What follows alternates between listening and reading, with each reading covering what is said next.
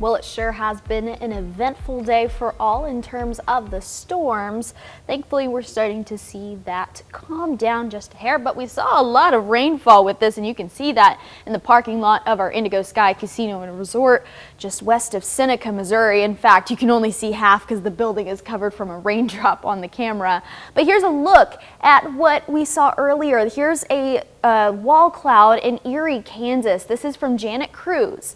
This photo right here is a picture perfect, pretty much a textbook version of this wall cloud. From the back end of it, we've got the cooler air on the back side with that downdraft that's pushing the warmer air forward, causing the mixing, and that's what's bringing us that prominent, really strong looking wall cloud associated with it. And boy, was it strong.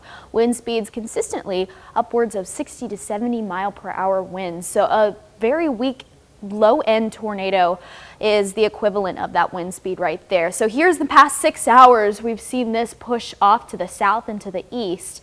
And that strong line of storms push through pretty quickly. Like, once again, 60 to 70 mile per hour winds, that's going to continue to move really fast.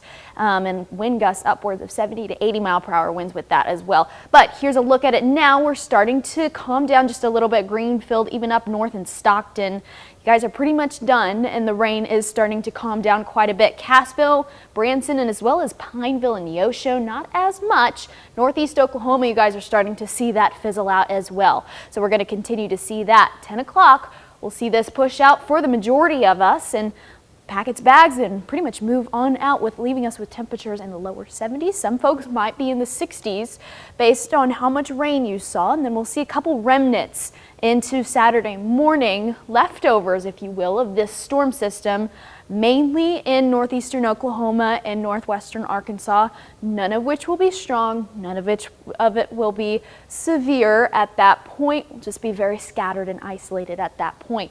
We'll continue to see that when you wake up in the morning. We'll see a couple clouds here and there, but then we'll start to fizzle out in terms of those clouds into the afternoon hours. So 2, 3, 4, even around dinner time will be pretty clear, leaving us with temperatures into the upper 80s, lower 90s. After a while, 5 o'clock tomorrow will be lower 90s, upper 80s for the majority of the viewing area. So into the morning, we'll see temperatures into the upper 60s, and then we'll warm up pretty quickly into the 70s, and once again, like I said, into the upper 80s, lower 90s before we see a pretty significant warm up heading into this week. Look at Tuesday and Wednesday, 102, 101.